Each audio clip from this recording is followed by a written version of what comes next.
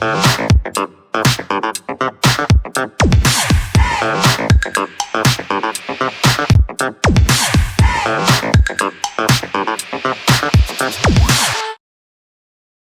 test is in 4-part, Part 1, Part 2, Part 3, and Part 4. Now look at Part 1. Part 1.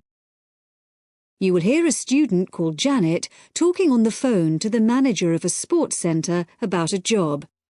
First, you have some time to look at questions 1 to 5.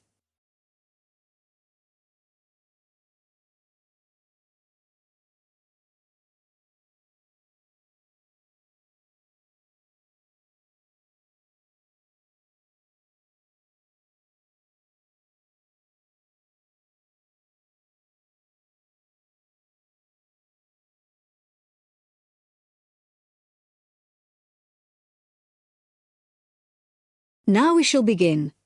You should answer the questions as you listen, because you will not hear the recording a second time. Listen carefully and answer questions 1 to 5. Hello, White Water Sports Centre? Hello, I wanted to inquire about a job at the centre. Right, I'll just put you through to the manager. Hello, Steve Thompson speaking. Hello, my name's Janet Willis. I'm looking for a part-time job and I saw an ad saying that you have some vacancies. I was wondering what sort of people you're looking for. Well, at present, we're looking for a part-time pool attendant. I don't know if you're interested in that. Oh, yes, definitely. Okay. Well, have you done this sort of job before? Oh, yes, I've spent the last 3 summers working for children's summer camps, so I did a lot of pool supervision. And I'm actually a sports student. Water sports is my special area. Okay. Well, no need to ask if you can swim then. No, I'm certainly not afraid of the water. So what does the job at the pool involve? You'd mainly be responsible for supervising the swimmers. We have to watch them all the time, obviously, in case of accidents. So you'd have regular shifts there. Okay. Then, as well as that, you'd have to look after the equipment that's used by the beginners classes. Right. And would I be involved in teaching them at all? I'd be quite interested in that. Well, they have their own instructor, so that's not really part of the job. The attendance job does involve taking regular water quality tests, but you wouldn't be involved in cleaning the pool or anything like that. Okay. And the ad said you wanted someone just twice a week? Yes, that's right. Can I choose which days? Well, if you'd rung up earlier, you could have done, but I'm afraid it's got to be Mondays and Wednesdays. We got someone for Tuesdays and Thursdays, and the weekends are already fully staffed. Is that going to be a problem for you? No, that should be all right. And the ad said it was evening work, right? Yeah, you start at 6, and the pool closes at 9:30, but you wouldn't get away until 10 by the time you've checked the lockers and changing rooms. Fine. Before you hear the rest of the conversation, you have some time to look at questions 6 to 10.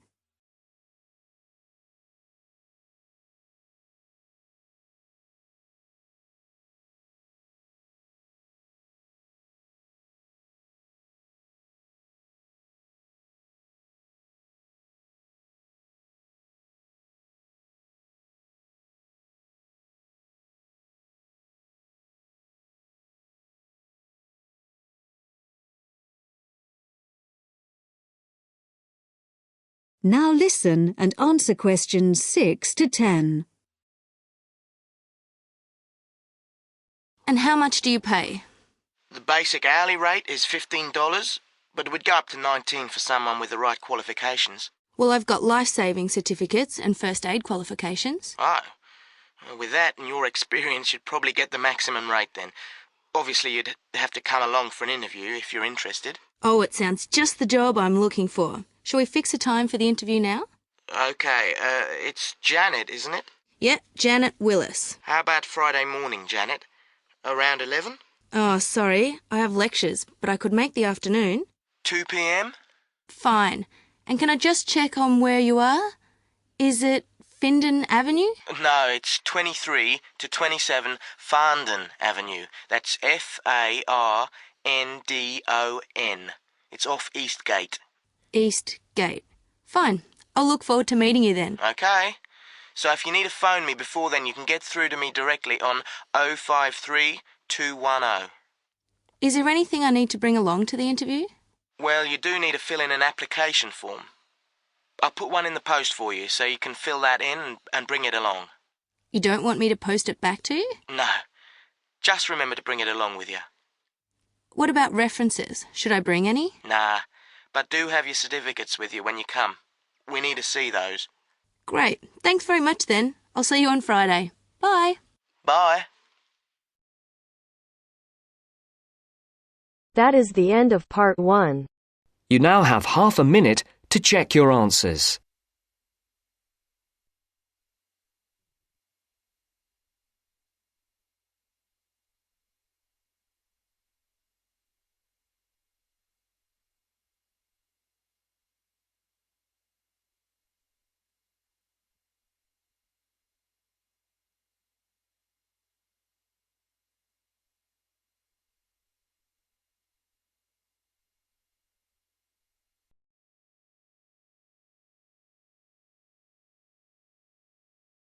Now turns to part 2. Part 2. First, you have some time to look at questions 11 to 15.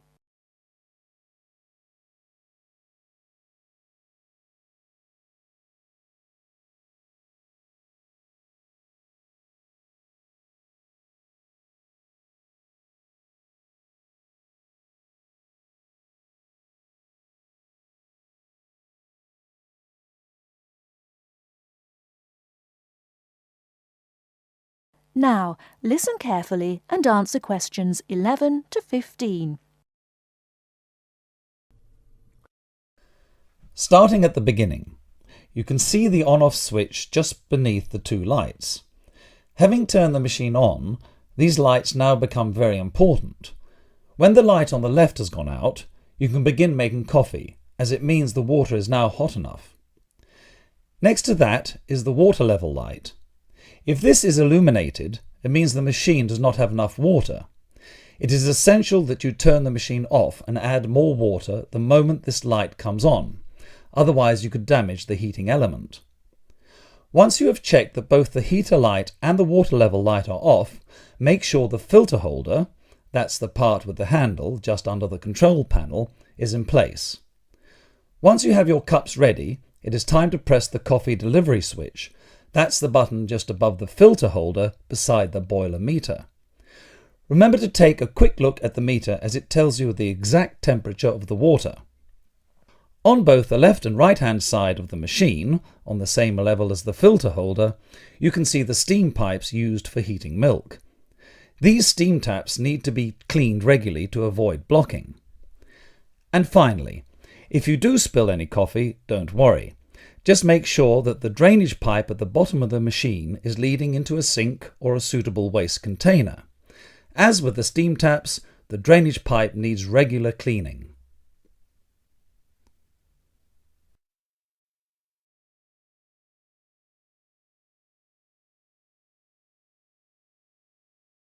Before you hear the rest of the talk, you have some time to look at questions 16 to 20.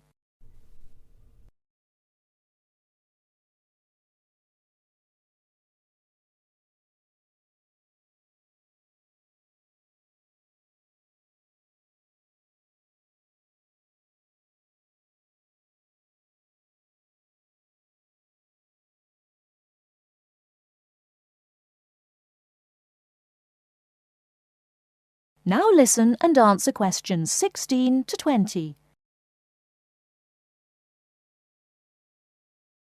First and most importantly, I'll tell you where you should go from tomorrow for your lectures and classes. The Health Sciences building is on the west side of the campus, opposite the library, beside the History department. As you are probably aware, there are 6 modules to the course, which will take a year to complete.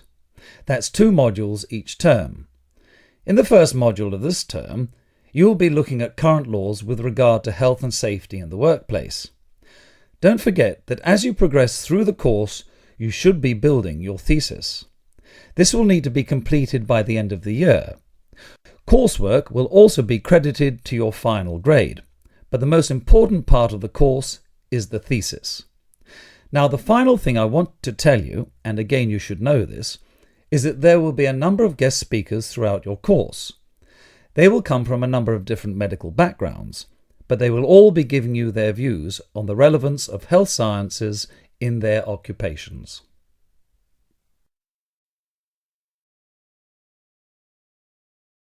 That is the end of part 2. You now have half a minute to check your answers.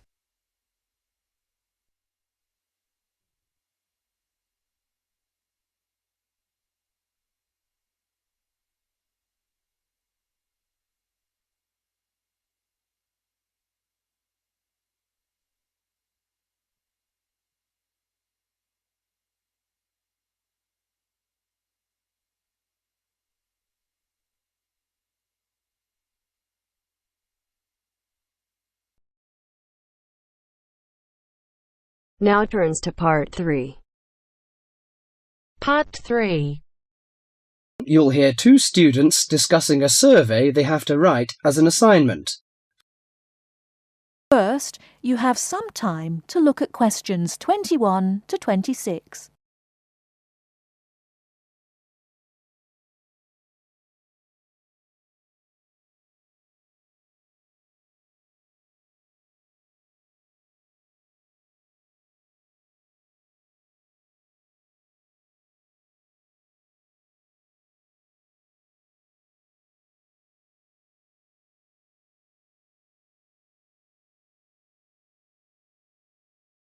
Now listen carefully and answer questions 21 to 26. How is your market research project going, George? Very well, actually, Anna. I've just got the results of the survey back, and so now I have to draw some conclusions from the information I've collected. That's good. I'm still writing my questionnaire. In fact, I'm starting to panic, as the project deadline is in 2 weeks, and I don't seem to be making any progress at all. What is your topic? Forms of transportation in the city. What about you? I've been finding out people's attitudes to the amount of violence on television. That's interesting. What do your results show? Well, as I said, I haven't finished writing my conclusions yet, but it seems most people think there is a problem. Unfortunately, there is no real agreement on the action that needs to be taken. Nearly everyone surveyed said that there was too much violence on TV.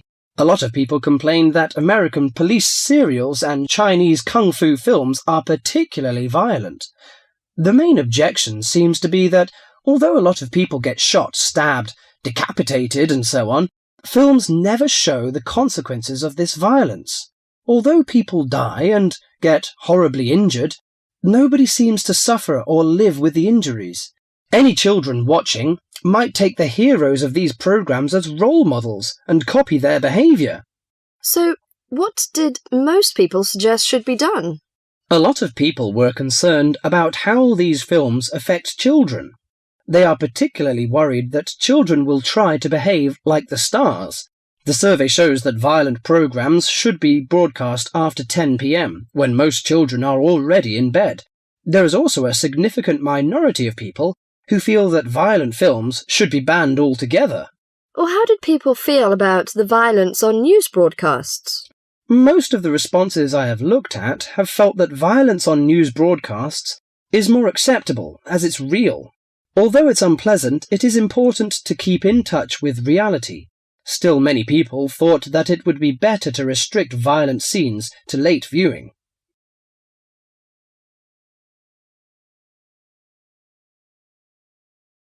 Before you hear the rest of the talk, you have some time to look at questions 27 to 30.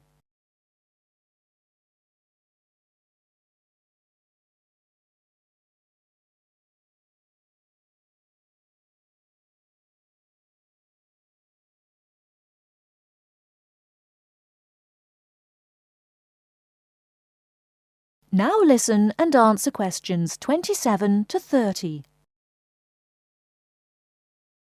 Your survey sounds very good. How many people filled it in? I gave out 120 and I got 70 back. That's a very high rate of return. Who did you give your questionnaires to? I gave a copy to every student in my hall of residence and a few to friends from other colleges. Don't you think that this will influence your results? How do you mean? The people in your hall of residence are all about the same age. They're all students and from similar backgrounds. Therefore, it is likely that they will have similar opinions. Your results represent student opinion, not public opinion. So how are you going to do your research? Well, I'm going to interview my respondents in the shopping mall. What I'll do is ask people if they have 5 minutes to spare to answer a few questions. If they agree, I will ask them some multiple-choice questions and tick off their answers on my sheet. Isn't it very difficult to ask meaningful questions using multiple choice? Yes, it is. The secret to writing a successful survey is to write simple multiple-choice questions that target the information you're looking for. There, it's better to write a lot of short, specific questions than longer general ones. So that's why it is taking you so long to write. Yeah, but I hope I'll be ready to start interviewing at the weekend. That is the end of part 3. You now have half a minute to check your answers.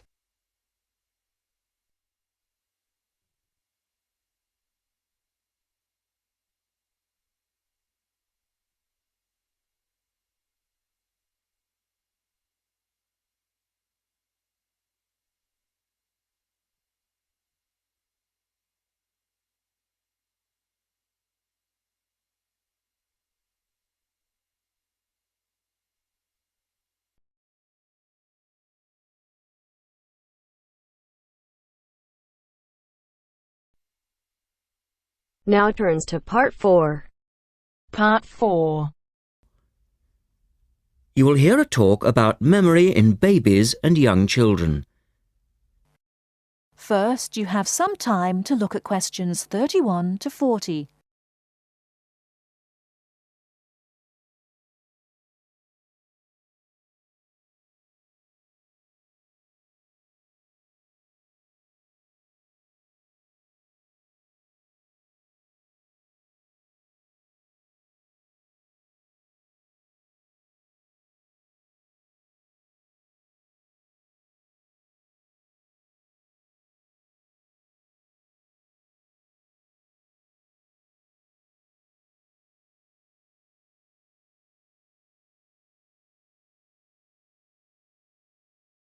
Now listen carefully and answer questions 31 to 40. We're going to look today at some experiments that have been done on memory in babies and young children. Our memories, it's true to say, work very differently, depending upon whether we are very old, very young, or somewhere in the middle.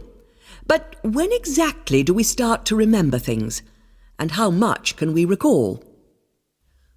One of the first questions that we might ask is, do babies have any kind of episodic memory? Can they remember particular events? Obviously, we can't ask them, so how do we find out? Well, one experiment that's been used has produced some interesting results. It's quite simple and involves a baby in its cot, a colourful mobile, and a piece of string. It works like this. If you suspend the mobile above the cot and connect the baby's foot to it with the string, the mobile will move every time the baby kicks. Now you can allow time for the baby to learn what happens and enjoy the activity. Then you remove the mobile for a time and reintroduce it sometime from 1 to 14 days later.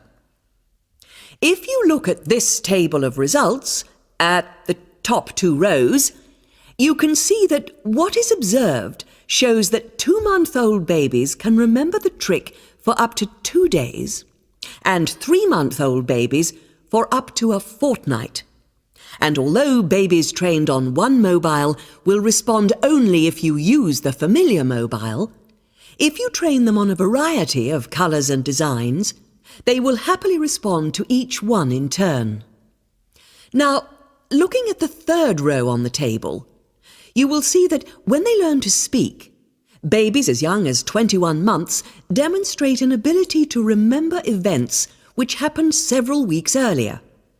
And by the time they are 2, some children's memories will stretch back over 6 months, though their recall will be random, with little distinction between key events and trivial ones. And very few of these memories, if any, will survive into later life.